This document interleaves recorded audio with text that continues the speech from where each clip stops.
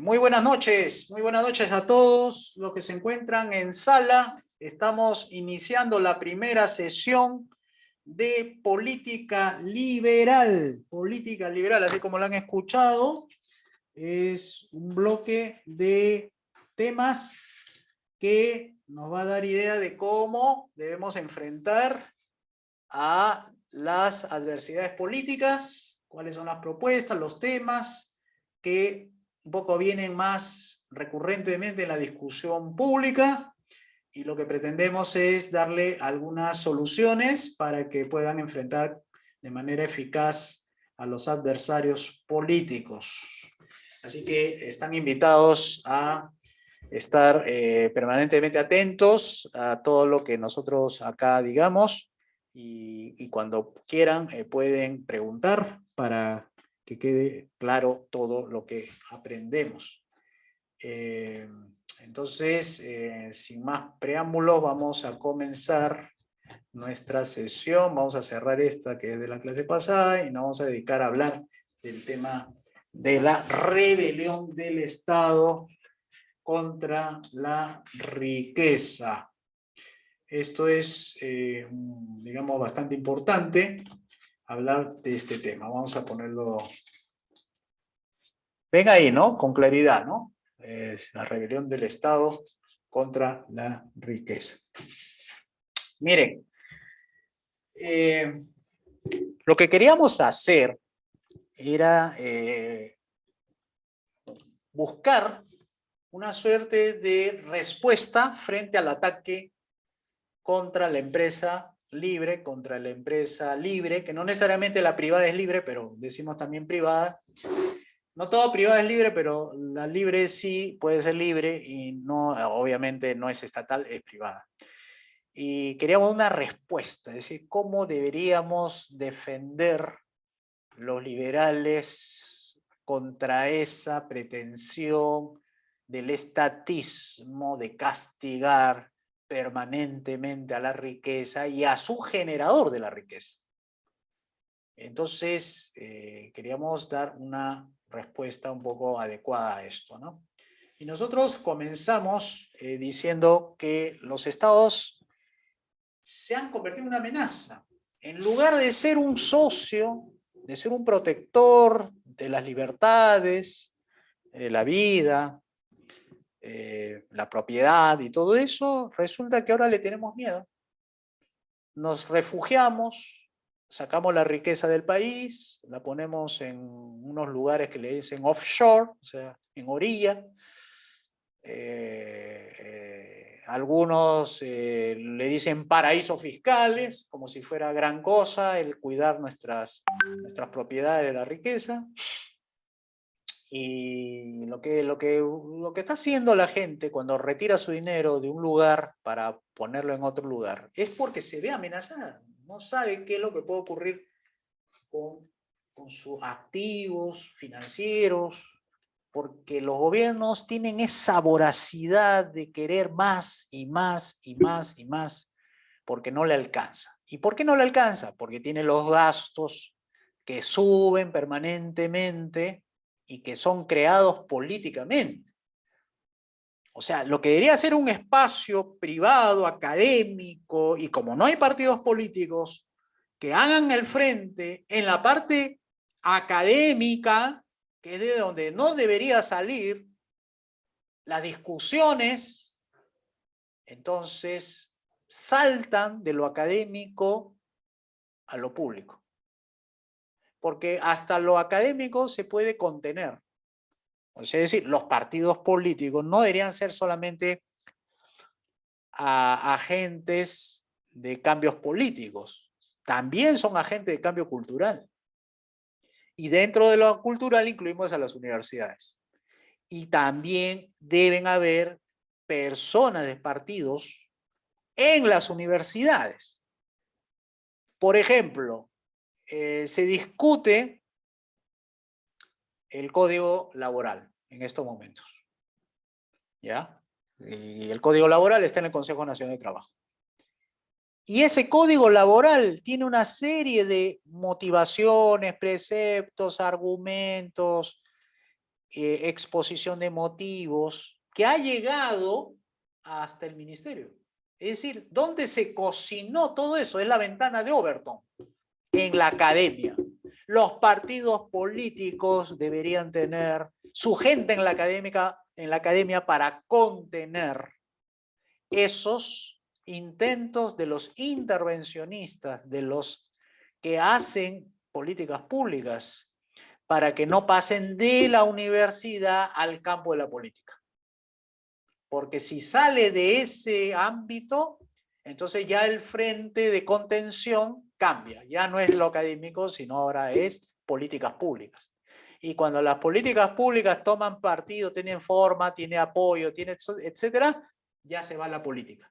Y se va al Congreso y ahí se discute. O sea, hay niveles de contención que los partidos deberían tenerlo. Y es desde el mismo colegio, del colegio, las universidades, los gremios profesionales, de los gremios profesionales, sus naturales ágoras de discusión, que son los congresos, y de los congresos pasan a los gremios discuten, y de ahí elevan propuestas, y las propuestas la puede tomar un congresista, el congresista la puede poner como proyecto de ley y ahí viene la regulación, o el Poder Ejecutivo tiene reuniones constantes con los gremios profesionales, con los gremios empresariales, con los gremios sindicales, pero los muros de contención que deberían estar en el ámbito privado antes que pase a lo público, están en las universidades.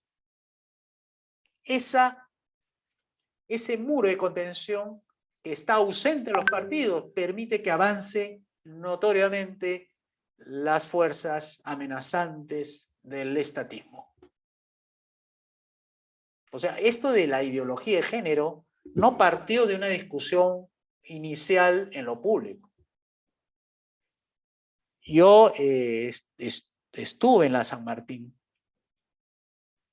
en la unidad de investigación de la Facultad de Administración, y metieron el tema de violencia a las mujeres en el año 2011, creo, 2011 o 2013. En la academia, en este caso, la universidad, la facultad, la unidad de investigación. Entonces, ¿quién financiaba? La agencia alemana GIZ, G-I-Z. Pagaba para que salga el documento bien hechecito, estadísticamente impecable, que se demuestre que la violencia contra la mujer porcentualmente es mayor que la violencia contra el hombre. Entonces, la discusión en el ámbito universitario estaba inclinada por falta de partidos políticos hacia el feminismo. Que si hubiese habido partidos políticos, si hubiese habido partidos liberales, pero me refiero no militantes políticos partidarios, sino militantes que estén afiliados a un partido, pero que no tiene un ejercicio político en la arena política, sino en la discusión académica. Tal vez si hubiera puesto a investigar, hubiera puesto un paper, se hubiera discutido y se hubiera dicho no, que eso es equivalente, no es que uno es más. Esa discusión, cuando sobrepasa lo académico, ¡pum!, se dispara como la ventana de Overton hacia lo político, por falta de contención académica. Entonces, a eso voy, ese es el punto, ¿no? El punto es que lo que hay que hacer es justamente llegar al ámbito académico mandando a la gente a los cuadros para que hagan ese trabajo, ¿no?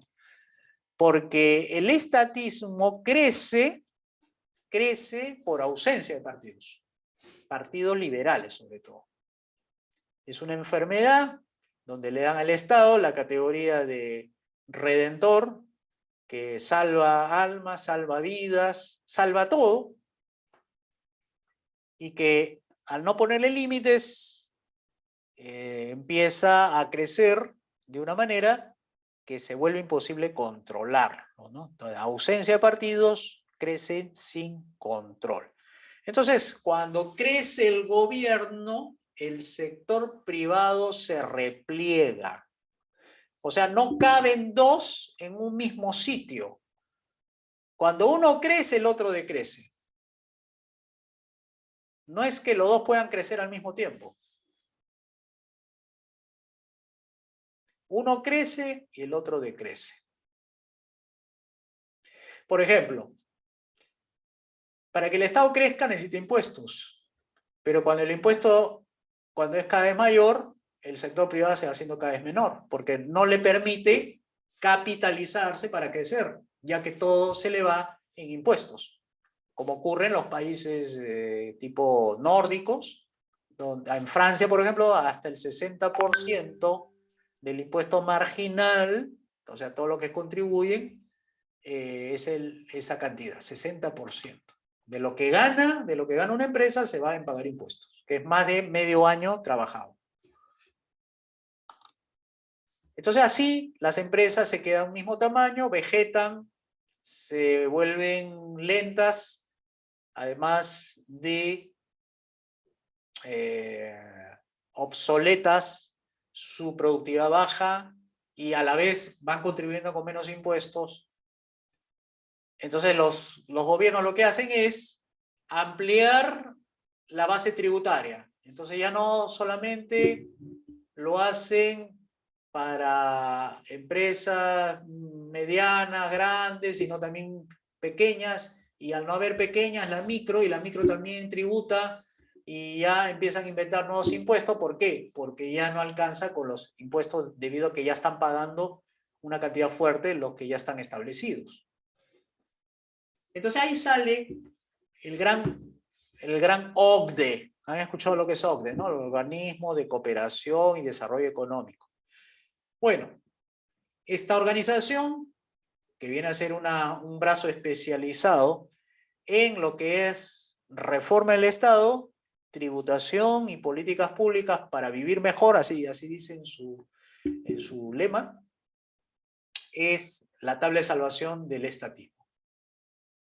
Es decir, no tenían forma porque ya el Banco Mundial ahora se ha especializado en programas sociales y préstamos que van direccionados, le ha dejado el campo libre a la OCDE para que determine cuál es el impuesto mínimo global. O sea que ya ha renunciado a las políticas tributarias y fiscales el Banco Mundial, ahora se lo ha derivado a la OCDE. La OCDE es la especializada. Si entramos ahí, estamos con un compromiso muy alto en tratar de cumplir con la OCDE, y eso va a significar que ya no es 31.000, creo que era cuánto, 31.000 soles para arriba, que ya la autoridad tributaria puede entrar a tus cuentas bancarias sin previa autorización del juez. Todos los que tienen de 30.000 para abajo está todavía al menos en el umbral de la protección de tu secreto bancario. Entonces, si entramos en la OCDE, con el tiempo ese umbral va a ir bajando, ya no va a ser 30.000, sino 20.000, porque la economía, lamentablemente, la economía está tan informalizada que no es el 99% de las empresas en el país son microempresas y aportan solamente el 7% de la recaudación, mientras el 93% lo hace la gran y mediana empresa. Entonces, el futuro de nosotros va a inclinarse por ese lado. Así que tenemos a un Estado que se ha rebelado contra los empresarios libres, ¿no? ¿Qué es lo que quería un empresario libre? Básicamente tres cosas. Defensa de la vida, como cualquier ser humano, porque sin vida no se puede hacer nada. Defensa de la libertad, de igual manera, y defensa de la propiedad privada, que sin propiedad privada no se puede tomar decisiones y sin decisiones no se puede ser libre, ¿no?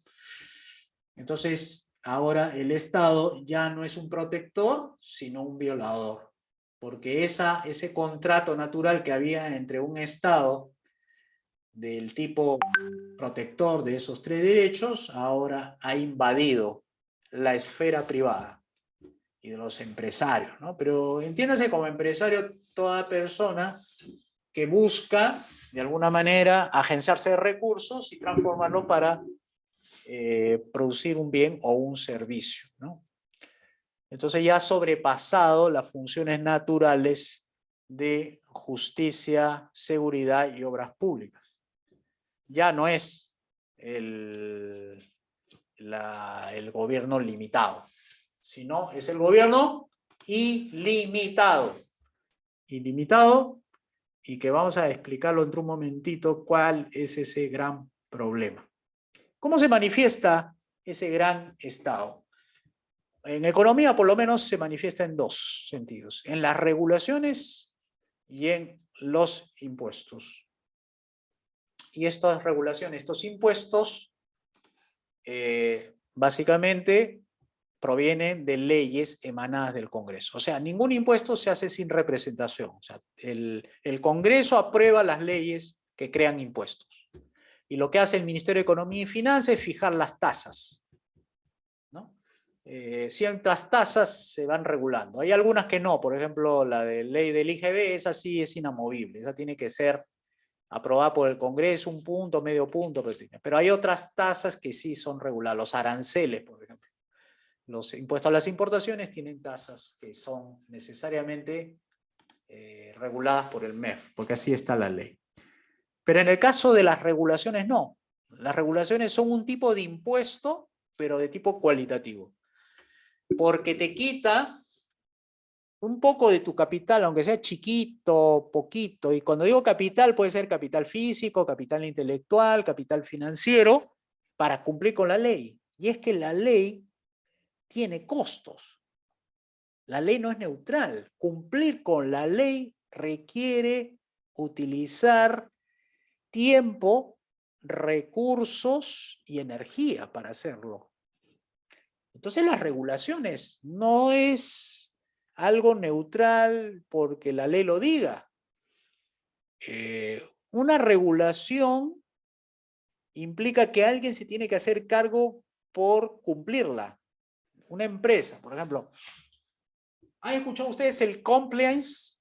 El compliance, esa famosa normativa que se le da a las empresas para tirar dedos si es que alguno de los funcionarios vaya a cometer delito en la empresa, entonces puede ir Indecopi y puede, por ejemplo, no digo, a ver, están ahí mandándose chats entre el jefe y el jefe de una empresa con el jefe de la otra empresa para concertar precios. Por ejemplo, si un trabajador se entera que eso está haciendo, que están chateando, está por correo electrónico, puede llamar a Indecopi de manera anónima y decir que hay una concertación de precios entre dos ejecutivos de dos empresas para que suba el precio, no sé, de las medicinas. El caso ese de las cadenas de farmacias.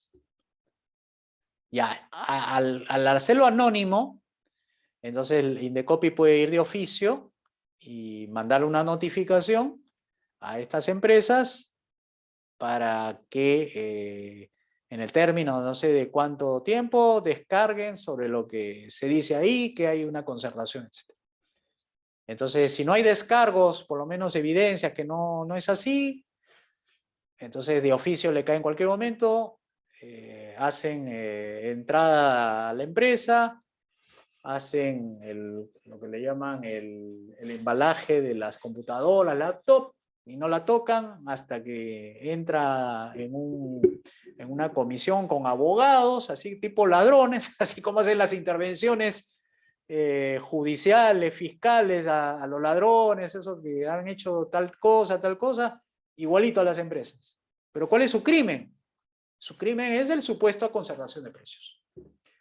Bueno, estas regulaciones que han creado la normativa de Indecopi hacen ver a los empresarios como los malos de la película.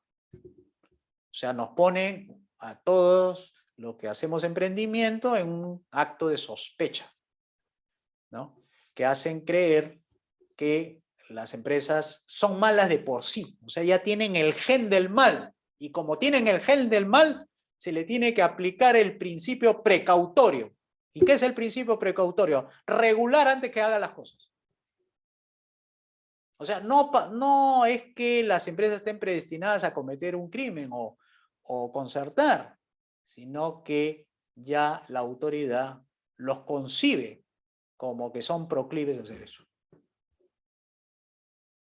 Entonces ahí las regulaciones se han convertido en el mecanismo favorito. Hasta el punto que ahora se le llama, por ahí he visto una asociación que se llama Asociación por la Regulación Racional. La regulación racional.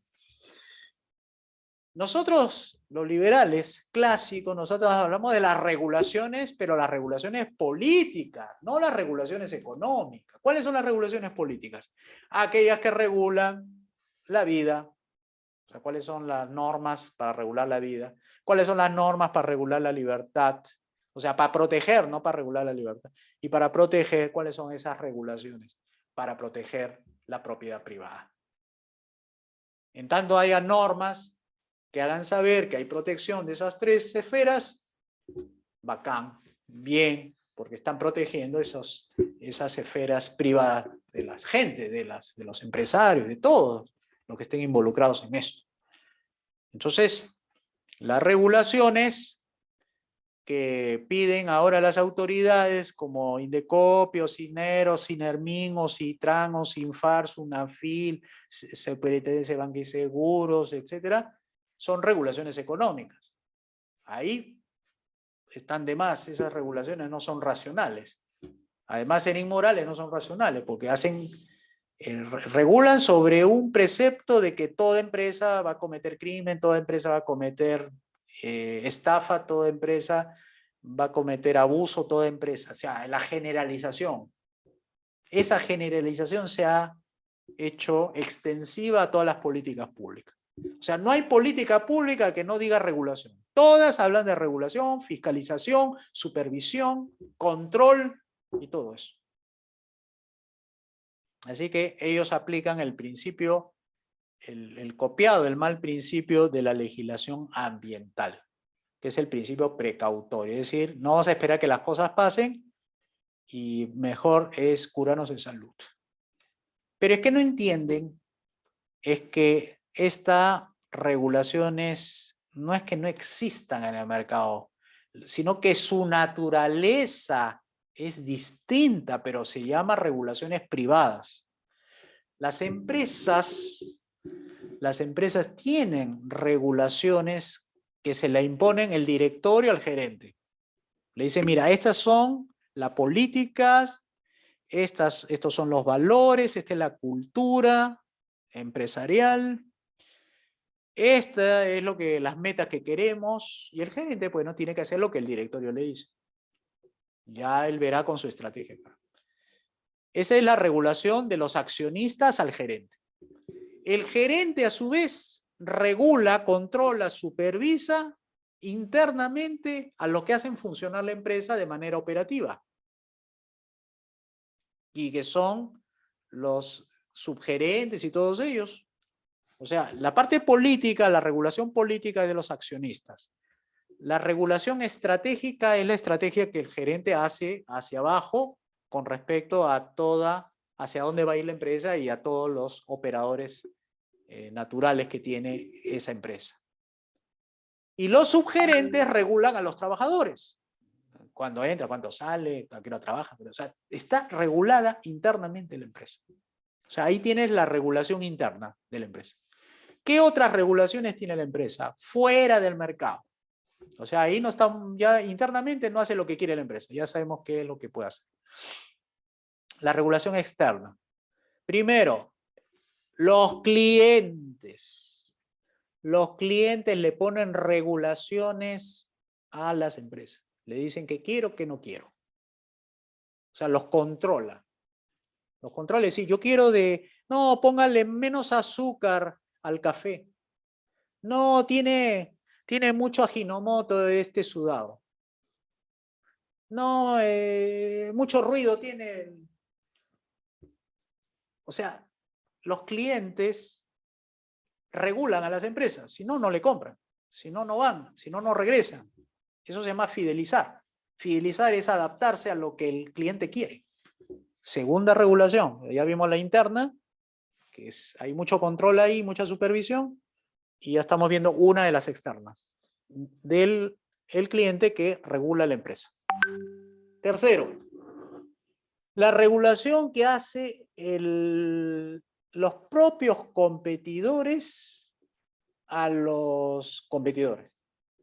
¿Cómo los regula? De otra manera, no es la regulación esa del castigo, ¿no? La regulación es así. Los competidores enseñan cómo se debe competir en el mercado.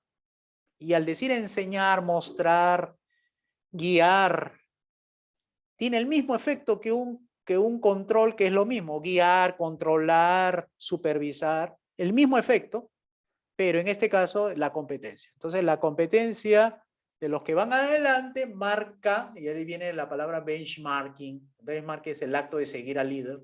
¿Sobre dónde está yendo el líder?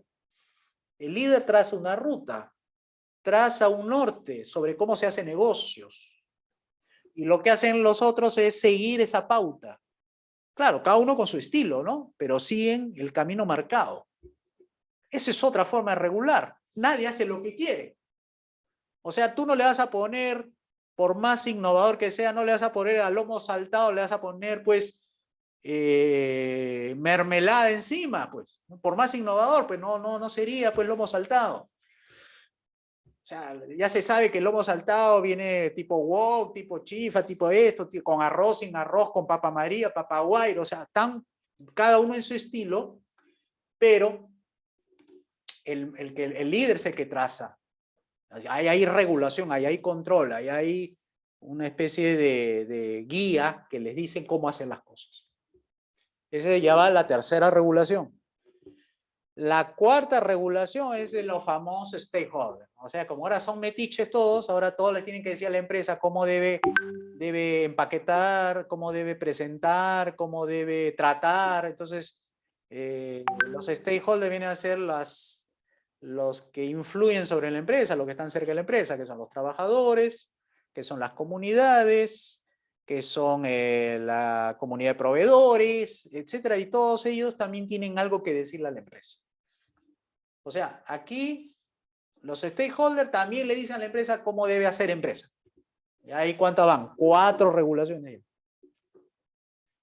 La quinta regulación es la que hace la certificadora, esas famosas que le dan el estrellita, le ponen a la empresa, dice, por ser la mejor en calidad, por ser la mejor empresa del año, como hacen las universidades, ¿no? También tienen su gremio ahí que les condecoran por 5º año consecutivo, somos ratificados en la lista de las universidades que se encuentran en la ABCS y no sé cuánto, que son las mejores universidades del mundo, y nosotros estamos ahí. Y ellos, para estar ahí, para estar certificadas tipo ISO 9000, tipo ISO 14000, o certificadoras de calidad por un lado, por el otro, certificadoras de ocupacionales, todo eso tienen que cumplir una serie de normas, estándares, que eso le permite controlar. Esas son las regulaciones para no ser castigadas por el mercado. Y la otra regulación, la última ya, si quieres hacer todo mal, quieres estafar, quieres cometer, que eso es una excepción a la regla, y ahí viene la regulación fuera del mercado, la regulación de no mercado, que es el Poder Judicial. Ok, te pusimos las normas, te pusimos las regulaciones, y estas son las que puedes hacer y no puedes hacer, y tú has violado la ley, has cometido un delito o has cometido una infracción civil, del derecho penal, cualquiera que fuera. Entonces, esa quinta regulación del Poder Judicial es la última, esa es la coactiva. Ya, o sea, no aprendiste por las buenas del mercado, ahora tienes las regulaciones por las malas, donde te van a aplicar la ley, que ese es el sentido coactivo, el que te puede quitar derechos y todo eso, ¿no? Entonces, ahí verán que los señores que regulan en las políticas públicas le quieren poner una quinta regulación, la de Indecopio, Sinfar, o Sintran, o Ciptel, o Sinermin y todo eso. Bien, ¿hay alguna pregunta antes de pasar a otro punto? ¿Quieren hacer preguntas? José Luis, mil disculpas, por favor, una interrupción. Solamente para invitar a los participantes que por favor coloquen sus nombres, sus apellidos y entre paréntesis el lugar de origen, por favor, el país de origen, para poder hacerle seguimiento a los alumnos. Gracias. Disculpa la interrupción. Ok. ¿Tienen alguna pregunta, algo que quieran hacer? ¿Alguna observación?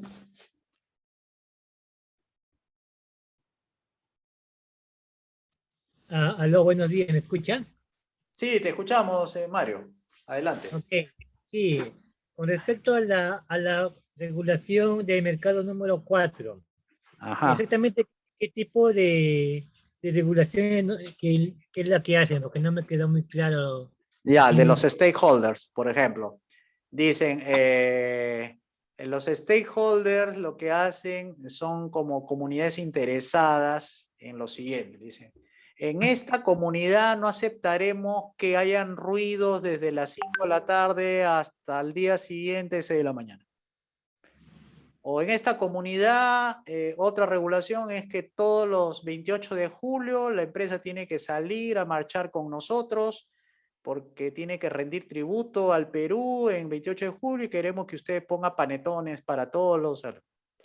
O acá es bueno que su empresa se conecte con la población, con los niños, sobre todo en Navidad, para que le hagan su chocolatada en la mañana y por la tarde, para que sea tal, tal, tal. O sea, le empiezan a ponerle una serie de normas, regulación, normas, pues, ¿no? Guías, comportamientos que usted debe tener en la comunidad, con la comunidad. Usted tiene que tener, ahora se ha puesto de moda la licencia social, ¿no? La licencia social y esas cosas, ¿no? Ya entiendo. También estaría lo que en caso también los colectivos. Sí, claro, o sea, siempre Bien. que sea pues del entorno de la empresa, ¿no? Porque si la empresa está pues acá en Lima y es un colectivo que está en la selva, no tiene nada que hacer, ¿no? Ya, entiendo. Ok, listo. Sí. Bueno, esa es la idea, ¿no? De que esas regulaciones de los stakeholders, ¿saben cuáles incluye a los stakeholders? Los canales de televisión. Mira. Porque se enfocan muchas veces, esta empresa eh, trató mal a un cliente, que no sé cuándo, bla, bla, bla, y cómo es posible que tiene que tener más cuidado, que no sé cuánto, y entonces hacen un editorial, ¿no? Y entonces la empresa, por el miedo a la reputación, porque quiere ganar reputación frente al público, hace lo que le dicen, ¿no? Ese es otro tipo de regulación, ¿no? Pero va por el hecho Ya. de que Creo le que dicen, ¿no? Le dicta la agenda, ¿no? Le dice qué tiene que hacer, ¿no? Entonces todos se han metido con la empresa, prácticamente. Todos. Es que es la fuente de riqueza, pues. Ahí está. Es la que genera los puestos de empleo, la que hace que se haga notorio, y ahí tenemos a los grandes titanes empresariales, un Jeff Bezos, un George Soros, gente que tiene millones, o un Elon Musk. Ahí están, pues, todos estos titanes de la empresa grande son los que hacen visible a la empresa, la palabra empresa, que hay de todo tamaño, pero ya pues hacen ver que la empresa es la empresa y que produce riqueza y fíjense hasta dónde puede llegar, ¿no? A influir en el nuevo orden mundial y todo eso, ¿no? Ya, listo. Muchas gracias. De nada. Una Adelante. pregunta tengo. Sí, Eh, Eso con los stakeholders, también poco relacionado, hay una presión mediática en el lobby LGTB, digamos, las empresas en el mes del orgullo gay, influyó mucho que muchas marcas también, digamos, en su logo, el símbolo del arcoíris, pues, también influye en eso. sí, claro, por supuesto han influido, y ellos no se contentan con solamente influir en las empresas, ¿no? Sino que hacen lobbies para influir en las políticas. Eso es peor todavía. Nosotros los liberales no nos oponemos a ellos por su orientación sexual, nos oponemos por su persistente deseo de imponernos sus gustos y preferencias al resto de la sociedad. Esa es la agenda gay que nosotros combatimos, los liberales. Entonces, eso también tiene impacto sobre la empresa y hay empresas que caen rendidas ante estas manifestaciones, y quieren hacerse los buenitos con ellos y ponen su banderita del arco iris al ladito de su logo, como Uber, ¿no? Que agarra el taxi y lo pone del arco iris, ¿no? Para hacerse los buenitos con ellos, ¿no? Entonces, esos son también tipos de regulaciones a su estilo, ¿no?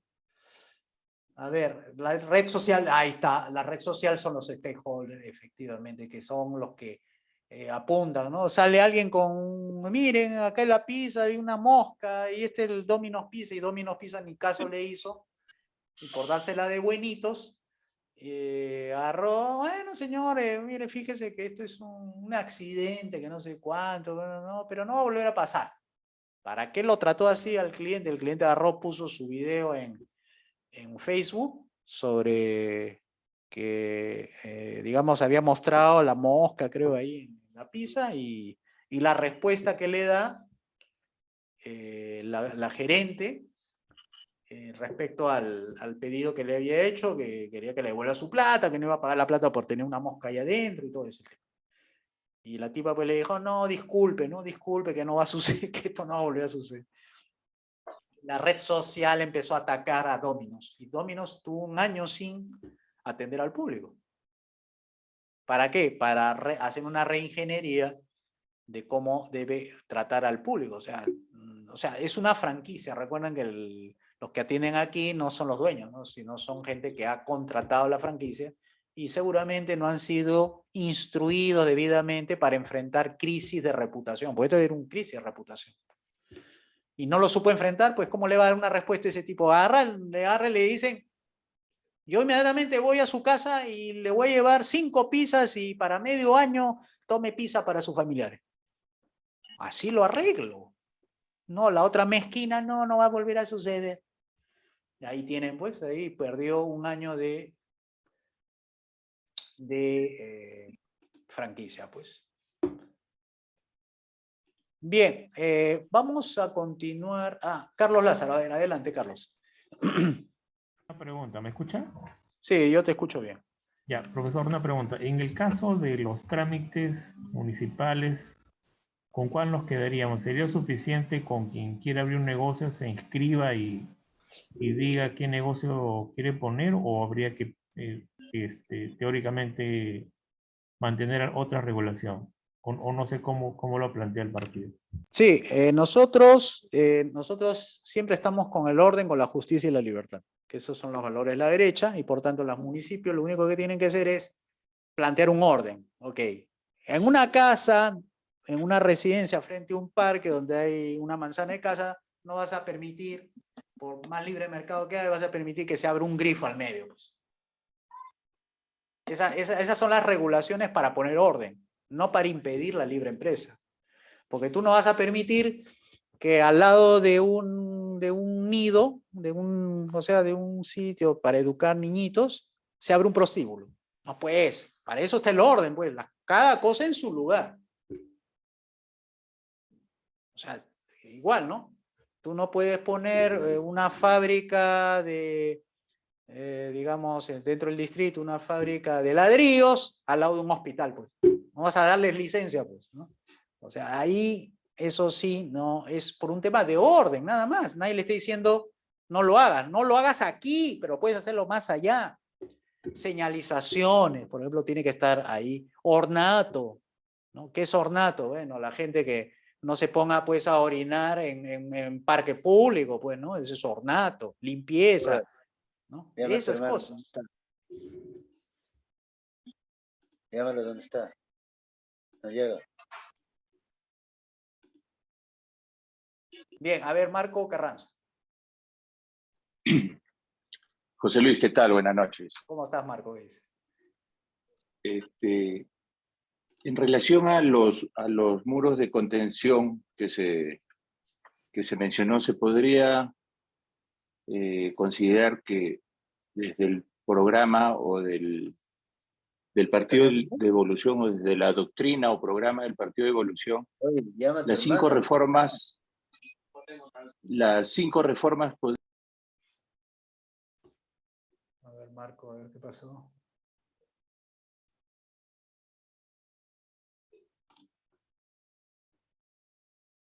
Te fue el ¿Ahí se micrófono. me escucha? Ya, ahora sí, ahora sí. Dale, dale.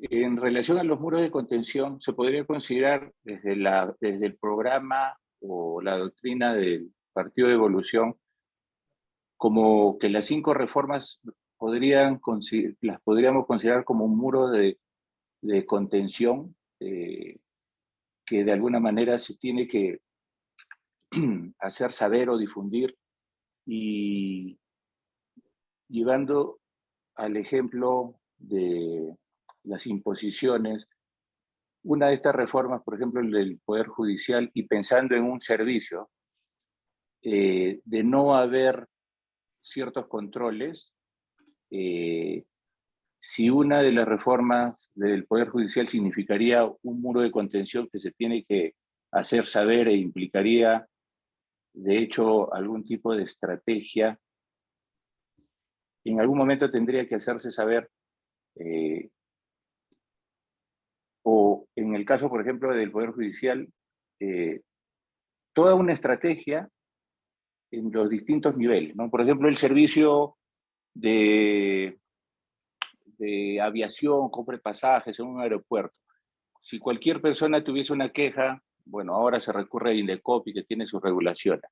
Si se anularían regulaciones de ese tipo, ¿de qué manera el Poder Judicial a ese nivel tendría que involucrarse para poder administrarle justicia cuando esta empresa no está dando un buen servicio, por ejemplo, ¿no? Porque ahora esa labor se supone que la asume Indecopi ante las quejas, etc.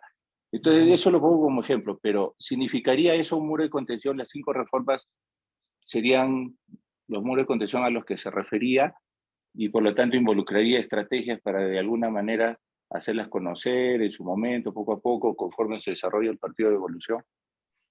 El muro de contención que yo me refería, porque un tema puede crecer. Cuando un tema no está bien atendido o tiene un consenso, no responde, se va elevando su nivel.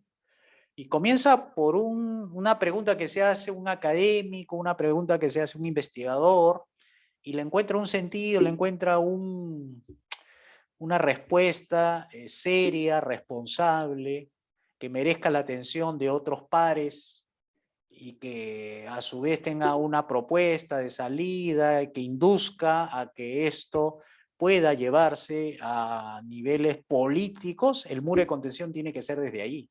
Y para eso los muros de contención tienen que estar sometidos, digamos, a un análisis también de parte del programa del partido. O sea, el programa del partido, como tú bien lo sabes, es una serie de reformas, y cada reforma tiene medidas y cada medida tiene que estar de alguna manera articulada con estudios serios, responsables, evidencias y todo eso. Por eso que el nivel de la academia es un nivel más riguroso. Entonces, si vamos a hablar de las 5 reformas en la academia, de hecho, por una cuestión metodológica, no va a abarcar todo, va a abarcar un aspecto del todo, supongamos, ¿no? Si estamos hablando del Poder Judicial y estamos hablando de la justicia restitutiva, vas a tener que hablar de los fundamentos de la justicia restitutiva para ver si son válidos, aplicables a la realidad peruana. Bueno, vas a tener que tener un estudio de parte de un militante del partido que es profesor académico, profesor principal o investigador de Derecho en la Universidad de San Martín, que haga el estudio de que sí es viable, sí es posible, y estas son las propuestas, está fundamentada sobre tal derecho comparativo, tal derecho consuetudinario, con esta técnica jurídica, etcétera, etcétera. O sea, tiene que haber un muro de contención dentro de la academia a ese nivel que requiere la academia. La academia debate con académicos, no debate con políticos. El muro de contención tiene niveles, pues el nivel más riguroso es la academia. Si pasa la academia, ya se puede decir que para la televisión, para los medios, para los periódicos, para las revistas, para estas comisiones del Congreso, etcétera, tiene validez. O sea, ya pasó por la prueba ácida de la argumentación y ahora sí se puede debatir sobre cuestiones firmes. Por eso, para no dejar pasar cualquier cosa que se le ocurra a cualquier tonto por ahí, tú tienes que filtrarlo por la parte académica. No le van a hacer caso a alguien que viene fuera de lo académico. Es decir, va a decir, ¿a dónde está tu estudio? Te van a decir. ¿Dónde está tu evidencia? ¿Dónde está la metodología? ¿Dónde está el instrumental? ¿Dónde está la data que me dice que eso es un problema? Es lo que le van a decir. Estamos hablando de una democracia más o menos como la peruana, ¿no? Que todavía se puede hablar de esto, pero en la oclocracia las turbas ya imponen su voluntad, ¿no? Pero por lo menos ahorita todavía hay algo que se pueda hablar sobre estos temas, ¿no?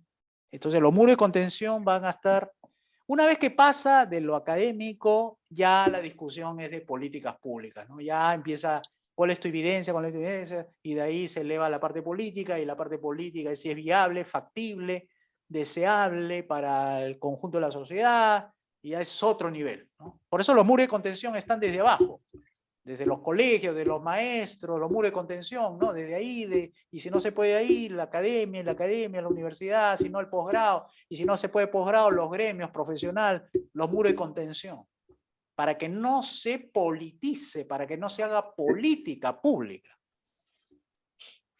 Necesitamos gente en todo nivel, por eso... Eso quiere decir que, claro, eso quiere decir que se va a tener que hacer bastante trabajo como parte de una estrategia en ese sentido, con la academia. Exacto, ahí van a Ok. haber gente que van a ser nuestros ojos y oídos. Es como ¿por qué creen que las universidades son tomadas por los partidos? La Villarreal decían que era del APRA, la Garcilaso también, decían que San Marcos de la Izquierda Unida, decían así, ¿no? Porque estaban ahí creándose todos los conocimientos para argumentar políticas en relación a eso, etcétera, el otro. También están las ONG, por cierto, que crean conocimientos, son mini universidades las ONGs, y crean sus foros, crean sus redes, y crean sus discusiones para persuadir y votan documentos, se los hacen llegar a los congresistas.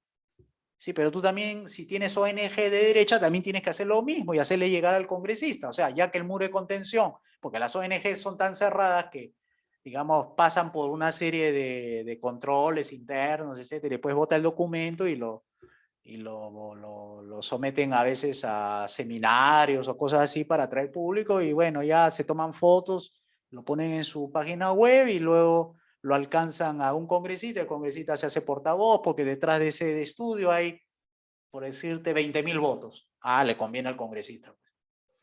O lo llevan a los medios de comunicación, una portavoz de la ONG dice, en el Perú de 10 mujeres, 6 son golpeadas. Bueno, eso de ahí es políticas públicas. O sea, no hubo muro de contención ahí. O sea, así tiene que ser. Y para terminar con esta pregunta, antes de 2026, como partido, se va a tener que hacer trabajos de ese tipo. ¿Cómo, ya sea a través de la academia, a través de una ONG, etcétera, cómo se va a planificar ya que estamos en 2022? Claro, eso es la idea. O sea, los dirigentes tienen que tener suficiente capacidad de generar externalidades, o sea, generar incentivos para que gente que no le gusta la política se dedique a la academia y vayan con esa línea, digamos así, de defensa, de contención, ya sabiendo cuáles son los fundamentos doctrinarios, etcétera, para que haga su espacio en la academia. Pues habrán algunos que les gustará eso y está muy bien, ¿no? Y hay otros que harán la labor sindical, otros la harán labor gremio empresarial, otro gremio profesional. O sea, el dirigente tiene que conceptualizar esa forma de organizar su espacio territorial para que vaya creándose los muros de contención para su lugar donde no pueda germinar propuestas intervencionistas, estatistas, socialistas, de manera que se mantenga ahí organizadito y todo esté bajo control. O sea, ahí es mucha responsabilidad de los dirigentes, mantener las cosas ahí controladas, ¿no? Perfecto, gracias.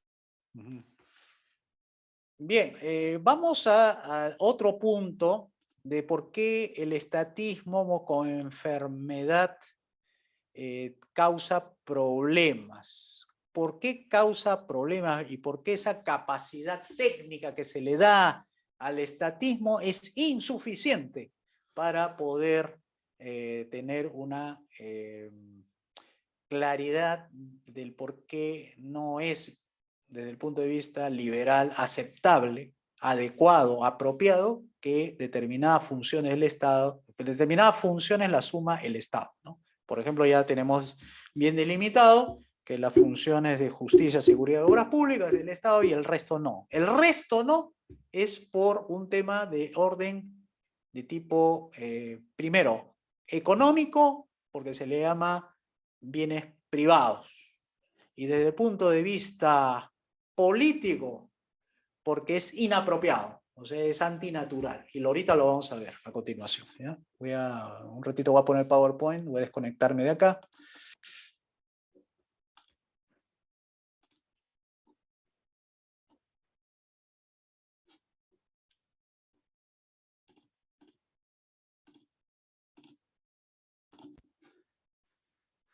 A ver, solamente un pequeño anotación en lo siguiente.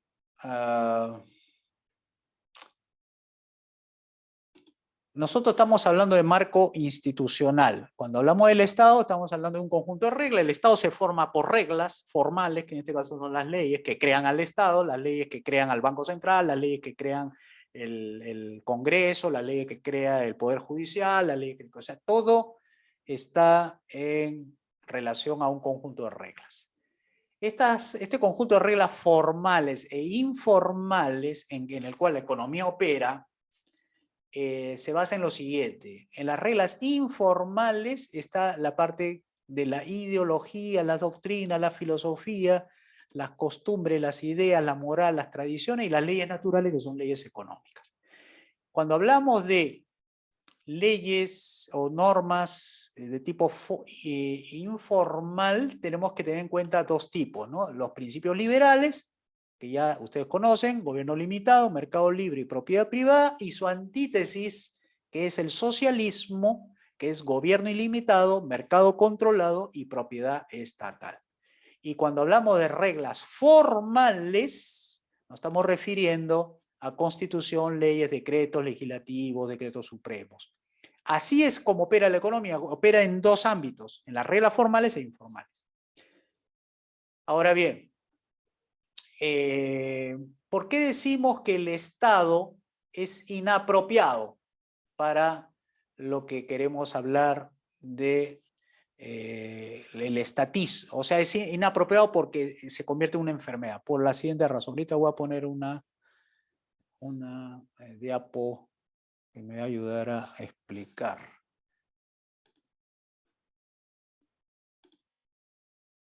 Un ratito.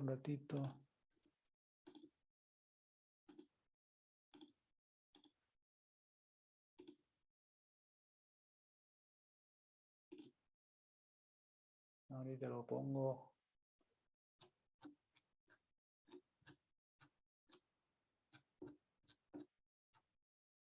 Por esta razón, ahorita lo pongo acá. ¿Por qué es una enfermedad?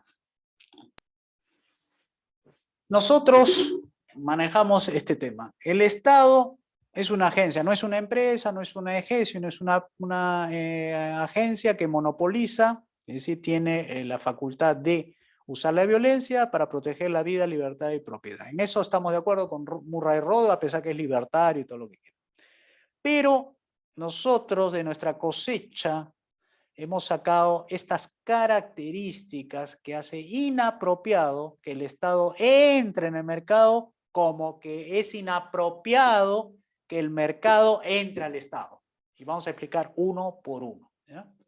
Porque lo que queremos evitar es este gran problema, mezclar el negocio privado con el negocio estatal. ¿Cuál es el negocio estatal? El negocio estatal es ocuparse de lo que se refiere a justicia, que se ocupe del tema de la seguridad y que se ocupe del tema de las obras públicas, en tanto sean bienes públicos. no queremos es esto, es la mezcla, que ese es el mercantilismo. Lo que quiere el socialismo y el mercantilismo es unir las dos. Y entonces ahí viene la corrupción, la partidofobia, la aversión a la democracia, y finalmente, como decía Hayek, nos conduzca a un camino de servidumbre, que es donde el negocio estatal se impone a negocios privados y se minimiza. Entonces, ¿qué hay que hacer? Entender y decirle a los que nos hacen seguimiento, los que nos hacen digamos así, nos escuchan, nos leen, es lo siguiente. Explícale, miren, el Estado es inapropiado para lo siguiente. Primero, porque el Estado usa la fuerza. O sea, cualquier cosa que realice el Estado no lo va a hacer porque a la gente voluntariamente lo vaya a hacer. Y para que el Estado funcione necesita la ley, necesita el uso coactivo de la violencia. Si no, no le van a hacer caso.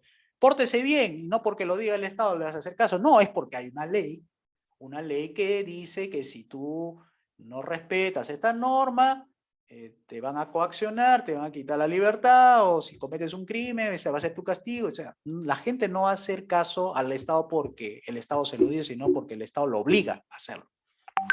En cambio, en el caso del mercado, no.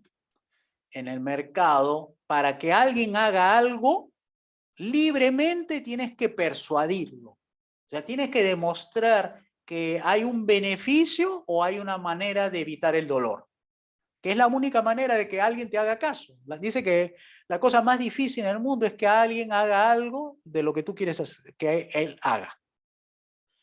Segundo aspecto. El segundo aspecto es este. El Estado, cuando algo realiza, lo hace de manera uniforme y homogénea. Es decir, la ley es igual para todos. Las funciones de justicia y seguridad deben ser para todos igual. Es decir, hasta ahí es homogéneo y uniforme. El Estado de Derecho es igual para todos. Es uniforme. O sea, su característica del gobierno es que para todo lo que haga siempre a pedir la uniformidad, la homogeneidad.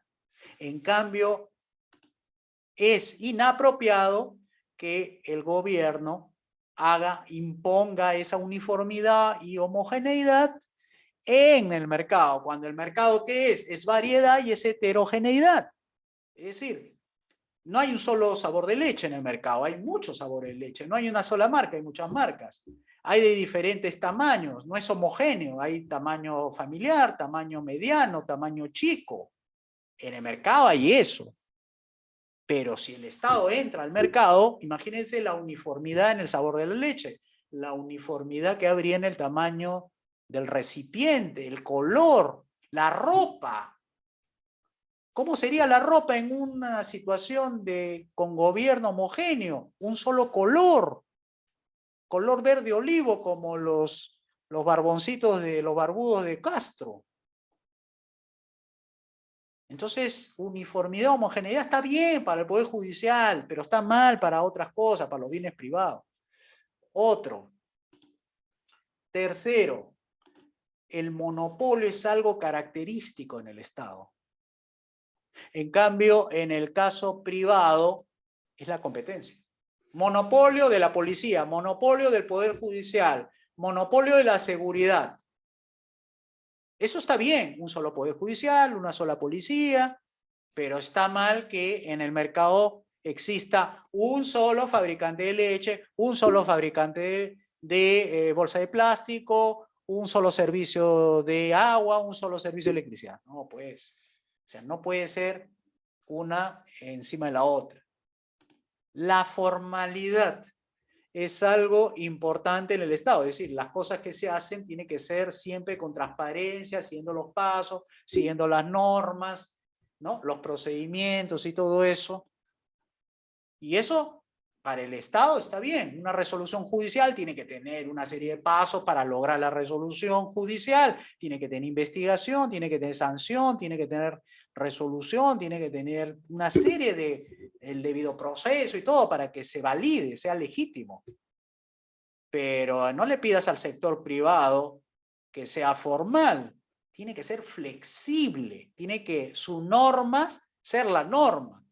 O sea, ellos tienen normas internas, pero si el cliente pide y se le acabó el pan, por ser formal, como sería en el caso del Estado, tienes que pedir tu PECOSA, que es un papelito, una orden que lo mandas a abastecimiento, manda a gerencia general lo deriva a presupuesto lo deriva a control previo para ver si están todos los papeles en orden, después control previo le hace el visto bueno, lo baja a tesorería le da el cheque se lo pasa a gerencia general, firma el cheque y recién pueden comprar el producto que le falta a la empresa. Bueno, si eso fuera aplicable, lo formal del Estado al sector privado, lo mata la iniciativa, mata la creatividad, mata la innovación, mata las modas. O sea, la característica del Estado en el mercado, la formal como algo característico del mercado, dejaría atrás al sector privado, ¿no? La burocratización, que es algo normal en el Estado, por eso muchos se quejan de la burocracia. Es natural, pero que la burocracia sea en justicia, pero que la burocracia sea en el tema de seguridad, que la burocracia sea en el tema de la construcción de obras y avenidas, pero que esa burocracia no la puedes llevar, pues, a los hospitales, la burocracia no la puedes llevar a los colegios, la burocracia no la puedes llevar al servicio de agua, de luz, de teléfono, como era antes. Para pedir una línea de teléfono tenías que esperar 20 años. Entonces, ¿qué hay en el sector privado? En el sector privado lo que hay es la desburocratización, porque sabe que se pierde mucho dinero teniendo mucha gente en la parte intermedia de la capa entre el cliente y el que toma la decisión. Tiene que ser lo más chato posible para que sean las decisiones rápidas y la ejecución también. Otro, la centralización, que es algo natural en el Estado, centralizar la decisión en el presidente, en los ministros, etcétera. Tú no le puedes pedir eso que lo haga el sector privado, porque matas, y es más bien descentralizado. Ahora las iniciativas las toman los trabajadores, las iniciativas las toman los mandos medios, ahora las iniciativas los toman quienes están en contacto con el público. Eso es porque hay velocidades que cumplir, requisitos que cumplir, para ser buenos, ser de alta calidad el servicio, regresen los clientes. Entonces, eso es acoplable. Cuando hablamos de eso, ¿de qué estamos hablando en la función apropiada del Estado? Hablamos de esto, de que la justicia, porque es necesario el uso de la fuerza para cumplir las resoluciones judiciales. Es necesario que la justicia sea igual para todos. Es necesario que haya una sola justicia y no haya 2 o 3 justicias que se vendan al mejor postor. Es decir, tiene que ser formal, en eso estamos de acuerdo, tiene que ser burocrático, es decir, tiene que cumplir con sus papeles, sus requisitos, como dice la norma, los trámites, todo eso. Centralista, de hecho, el que toma la decisión es un buró, es una corte, es un juez, etc. La seguridad igualmente, el uso de la fuerza es algo característico, la uniformidad, si no, ¿por qué usan uniforme los policías? Por la uniformidad, para que lo distinga. El monopolio, un solo cuerpo policial, no como antes que había la PIP, la Guardia Republicana y la Guardia Civil. Y yo me acuerdo que una vez se enfrentaron la PIP con la Guardia Civil en el óvalo Jorge Chávez, ahí en Lima, creyendo que los que eran policía de investigaciones, como no tenían uniforme, eran los de la Guardia Civil creían que esos eran los ladrones y le empezaron a disparar a ellos, imagínense. La formalidad en la seguridad, nadie te puede secuestrar o detener sin un orden del juez, ¿no? Tiene que haber formalidad, ¿cuál es la denuncia? ¿Por qué me detiene usted, señor policía? Y todo eso. La burocratización es igualmente, tiene que haber burócratas y los policías tienen que estar en las calles. La centralización del mando es lo mismo. Las obras públicas también, hay que colectar impuestos para pagar las obras públicas. Tienen que ser calles iguales para todos, no van a ser calles mejores de los ricos para los ricos y calles peores para los pobres. No, tiene que ser para todos igual. El monopolio, igualmente tiene que haber un ministerio, ¿no?, que centralice las obras públicas y no haya 3 o 4 ministerios, cada uno se le ocurre lo que quiere hacer. La formalidad igual, los expedientes técnicos tienen que sufrir una serie de inspecciones, revalidaciones, consolidaciones y ver presupuestos, etcétera. La burocratización, como es natural en el Estado, también debe existir, y la centralización, la toma de decisiones políticas para estos casos. Pero ¿qué es lo inapropiado para el Estado? La educación. ¿Cómo la educación vas a usar la fuerza? Vas a obligar a todos a que aprendan una sola cosa. ¿Cómo vas a pedir que todos lleven el mismo texto escolar, costa, sierra y selva? ¿Cómo vas a permitir que solamente un ministerio decida qué es el nivel de adoctrinamiento que van a recibir como si la educación fuera neutral? ¿Cómo vas a permitir que haya formalidad en la enseñanza cuando los profesores son en general creativos en la forma de enseñar? ¿Cómo le vas a pedir formalidad en eso? ¿Cómo le vas a pedir que un ministerio se burocratice cualquier iniciativa de un colegio que haya privado? Tiene que someterse a 2 años de revisión de expediente para ver si le autorizan a que le abran una nueva carrera en un instituto técnico, etcétera. Igualmente la centralización que mata cualquier decisión que se haga desde los colegios, universidades. Lo mismo es en la salud, no puedes usar la fuerza, no le puedes obligar a la gente que vaya a un solo hospital porque su DNI coincide con el distrito donde está, o porque la uniformidad, a todos se le dan el mismo medicamento porque no hay otro, no hay variedad, se le trata a los enfermos como si fueran de un solo diagnóstico. Monopolio igual, con un Ministerio de Salud que decide cuál vacuna se deben y que se debe obligar a todos a vacunarse y todo ese tema. O sea, la formalidad del Ministerio de Salud puede hacer que porque se acabó el Panadol, ya uno tenga que ir al frente a comprarse Panadol porque ellos hasta que firmen el documento, el director de abastecimiento, el cheque lo manden, no vas a tener nunca la medicina que estás pidiendo. Igualmente de nada, sí. Ustedes saben que el Ministerio de Salud tiene cerca del 50 o 50% de aparato administrativo y solamente el 30% son médicos y el resto son enfermeras. ¿Sabían eso o no? Bueno, ahí tienen un dato. Y finalmente la centralización de la toma de decisiones en salud, pues es lamentable, ¿no? Entonces, y así es en economía, no puedes aplicar esto. Por esa razón es que decimos que las funciones del Estado son inapropiadas en la economía, como lo mismo ocurriría si llevamos el mercado al sector estatal, ¿no? Si lo llevamos al mercado a justicia, mercado libre, ¿quién compra resoluciones a tal precio, con tal cantidad? Imagínense los pagos, las cuantías, las tasas y todo eso que tendría que someterse al libre oferta y demanda del juez. ¿Qué haría ahí? ¿No? ¿Me entienden? O sea, a la libre competencia. Ah, no me gusta este juez A, voy a contratarme al juez B. Igual en el tema de la seguridad no puede haber 5 o 6 cuerpos de seguridad que cada uno compita en quién te da el mejor servicio de seguridad, ¿no? O sea, es imposible llevar el mercado a la parte que se refiere a las funciones estatales como quieren los anarquistas, ¿no? Bien, entonces eso era lo que quería compartirles de parte de la tarea de hoy, de por qué nosotros pensamos que el estatismo es totalmente ofensivo a las características que tenemos los privados en el sector, ¿no? Si tienen algo que quieran preguntar para ir cerrando la sesión de hoy día. ¿Alguien tiene una pregunta?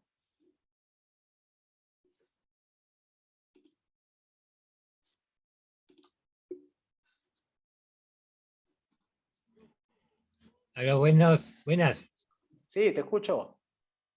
Mira, justamente estaba viendo con el tema de la descentralización y centralización con respecto a al manejo de ciertos puntos. Yo he visto que en parte del programa de partido hablaba de la descentralización, o sea, creo que del federalismo, me parece, ¿no? Federalismo, sí, correcto.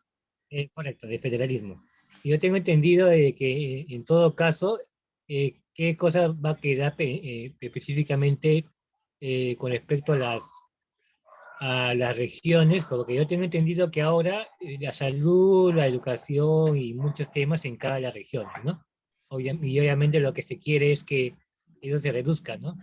Ahora, yo imagino, en el caso de la policía, porque yo he visto que inclusive hasta los Estados Unidos tienen cada estado tiene su propia policía. ¿Cómo sería en este caso? ¿También se podría dar o es claro. demasiado, o sería centralizado?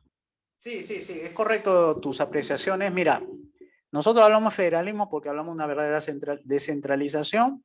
Es decir, no es como ahora que el gobierno centralista le dice a las regiones qué es lo que va a tener. Nosotros es al revés. Nosotros aplicamos el carácter subsidiario. ¿Qué quiere decir? Lo que no puede hacer un distrito, lo hace la región. Lo que no puede hacer una región lo haga el gobierno central. ¿Qué es lo que no puede hacer un distrito? Tener fuerzas armadas. No lo puede, porque estamos hablando de territorio nacional. Entonces eso le corresponde al gobierno central. ¿Qué le corresponde entonces al gobierno distrital o al municipio? Le corresponde ornato, jardines, señalización, tránsito, coordinar con la policía. Y como hablamos de una sola policía, no hablamos de varias policías, sino una sola policía, bueno, su comando estará bajo la influencia o bajo la dirección del, en este caso, del alcalde, ¿no? Ahora, también que hay que hacer varias cosas ahí, ¿no? Respecto a tenemos 41 alcaldes en Lima Metropolitana. Bueno, de repente habrá que sumar ahí, quedarnos con 1 o 2, no sé, pero es algo que es demasiado, son como feudos, cada distrito se creen que son reyes. Ahí he escuchado ahí, por ejemplo, Municipalidad de San Isidro. Se van a oponer porque el alcalde de Lima, que es un interino, no conoce la realidad de San Isidro, y San Isidro no se quiere unir a Miraflores, no se quiere unir a Santiago de Surco, no se quiere unir a San Borja. San Isidro es San Isidro, ¿ves? O sea, hacen como un gueto, como su feudo, ¿no? Entonces eso tiene que acabar, porque estamos hablando de descentralización, ¿no? Por más descentralización no significa después que cada uno se convierta en rey de ese territorio, ¿no? Entonces, federalismo es una descentralización de abajo hacia arriba. ¿Qué ve el gobierno regional? Lo que no puede ser el distrital. ¿Qué no puede ser el distrital? Por ejemplo, una carretera que pase por 3 distritos. Ahí tiene que coordinar el regional. Por ejemplo, ¿qué no puede hacer el regional? La Corte Suprema, el Poder Judicial.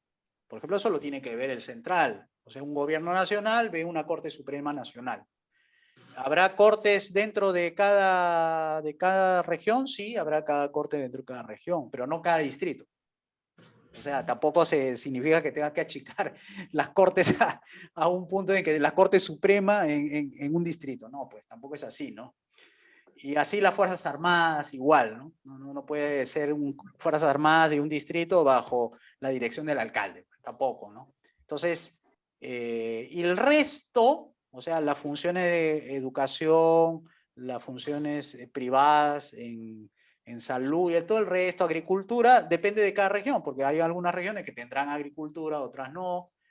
Algunos distritos tendrán servicios, no tendrán agricultura. O sea, lo principal es que eso es privado. El tema de los impuestos. Cada región fija su impuesto. Cada región tiene su asamblea. Ya saben, no hay impuestos sin representación. Si se va a tomar un impuesto, por ejemplo, la región Lima, tienen en cuenta de que va a competir con otras regiones, así que la asamblea no puede agarrar y se le ocurre subir el impuesto de 10% a 18%. Porque si lo hace, la gente se muda. Como hay libre tránsito y como todas compiten por atraer público, nadie va a venir a una región donde los impuestos sean altos, donde sean estatistas, sean comunistas, porque ustedes han visto, la gente se sale del comunismo para irse al capitalismo. Y si una región quiere ser socialista, la gente se va a salir de esa región y se va a ir a las otras regiones vecinas. Entonces, el diseño institucional del federalismo permite que más bien hay una tendencia hacia abajo en los impuestos, no hacia arriba. Hay una tendencia hacia abajo para que el socialismo no crezca. Hay una tendencia hacia abajo para que no haya tanto burocratismo. Adelante, Torres. Ángel. Profesor, buenas noches. El tema de seguridad con la policía, en su próximo gobierno, los ronderos desaparecerían, ¿no? Para nosotros sí, porque los ronderos son agentes civiles, que de alguna manera el Estado no llega y ellos tienen que dar una labor de vigilancia, supervisión. Pero nuestra idea es que el cuerpo de seguridad crezca, se triplique, para que no falte policía, pues no falte seguridad, no falte comisaría, no falte nada, y no tenga que la gente de los que son ronderos tenga que dejar su familia para estar haciendo labor de vigilante nocturno o diurno para cuidar donde no está el Estado o no está la policía. No tiene sentido, ¿no es cierto?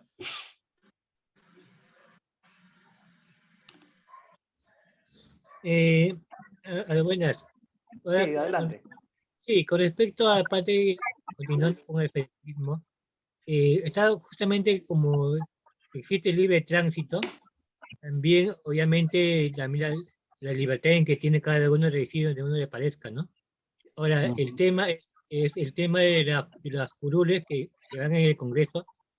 Si es que ese desplazamiento es significativo, obviamente van a hacer que la representatividad del Congreso, porque depende de la cantidad de gente que vive en sus respectivas zonas, va a terminar variando, ¿no? Se optaría también, o sea, ya se ha planteado la posibilidad de que la cantidad de curules cambie con respecto a la población, porque obviamente si una región que se ha vuelto literalmente socialista se queda sin gente, pero va a conservar las mismas curules, obviamente va a ser una especie de distorsión en el momento de elegir los escaños, ¿no? Y imagino que se haber planteado esa posibilidad. No, ya cuando pasa eso, ya la propia asamblea se va a dar cuenta pues que tiene que rectificar el rumbo, ¿no? Porque ellos mismos se van a hacer daño, ellos mismos no van a tener representación, ellos mismos ya no van a ser la misma cantidad de asambleístas y todo eso. Tiene que rectificar el rumbo. De ahí deben haber, lo que pasa es que estamos hablando de un supuesto negado de que vaya a ocurrir, porque no es que porque haya socialismo, no significa que no haya partidos liberales. Seguramente va a haber, y los partidos liberales van a salir, van a decir, ya ven, nosotros les dijimos, no hagan eso y lo han hecho. Porque los partidos de oposición, que son, en este caso, si los socialistas están gobernando, el partido de oposición es liberal, le tiene que señalar el rumbo. No es por ahí, es por acá.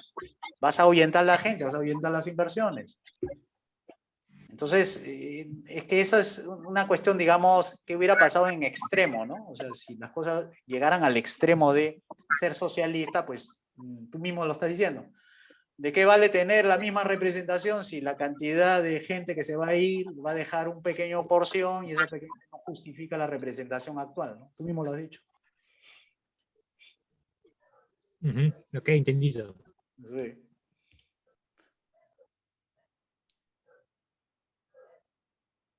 ¿Algo más?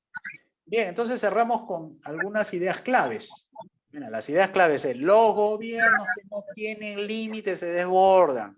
Y cuando se desbordan, aplastan, ¿no? Ya vimos, los negocios privados son aplastados por los negocios públicos.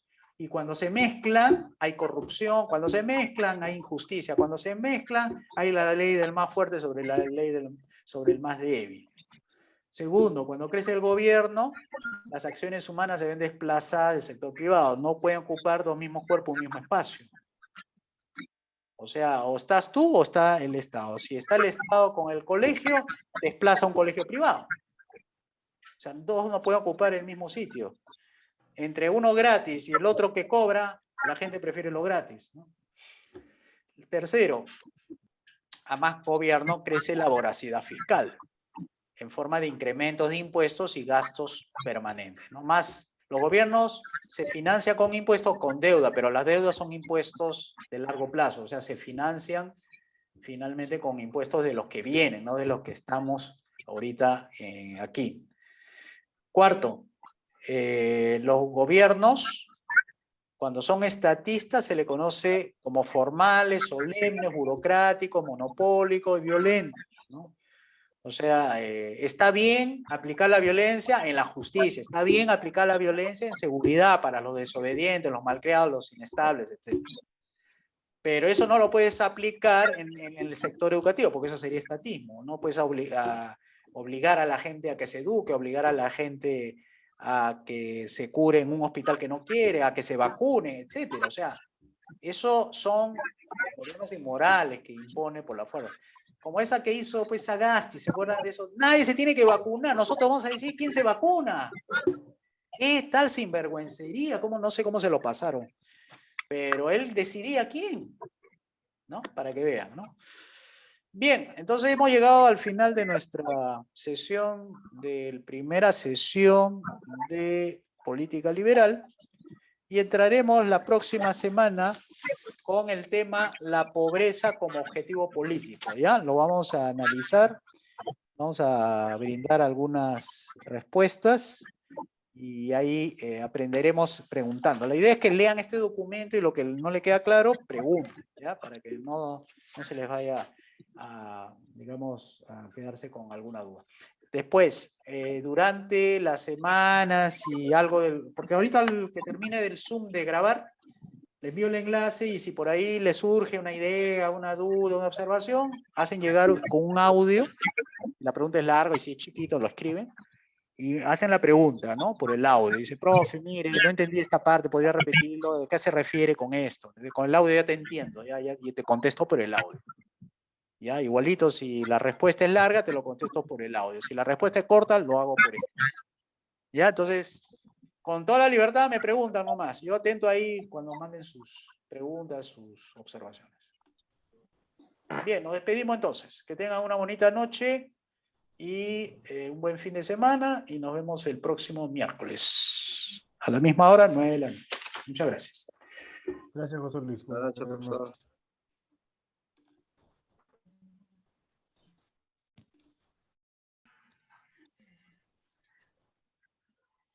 Buenas noches. Buenas noches. Buenas noches.